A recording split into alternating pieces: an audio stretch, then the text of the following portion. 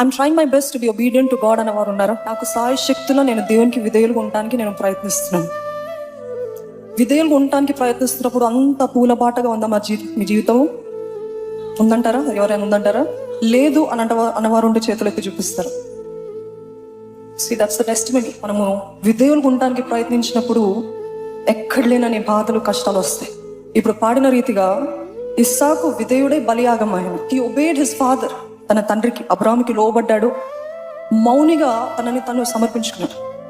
Every time obedience comes with the price.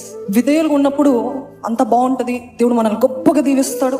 దీవెన ఎక్కడో తర్వాత, కానీ మొదటగా మృతిలో నుండి వెళ్ళాల్సిన పరిస్థితులు వస్తాయి. ఎంతమందికి ఉంది? ఎక్కడ లేని నిందలు, అవమానాలు, శోధనలు, పోరాటాలు అన్నీ కూడా. నేను నీకు ఇష్టంగా ఉండడానికి ప్రయత్నిస్తున్నాను, నాకు ఎందుకు ఇలా అవుతుంది? Because obedience will always cost something. కానీ అయినను నీకు విధేయులుగా ఉంటాను.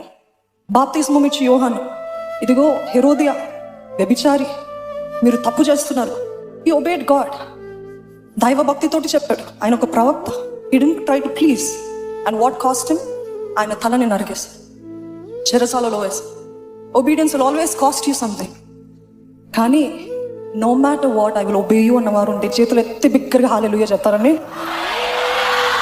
అది నన్ను నరకాల్సిన పరిస్థితి వచ్చినా నాకు ఏదేమైనా పర్వాలేదు ప్రభా, నీకు విధేయులుగా ఉంటాను.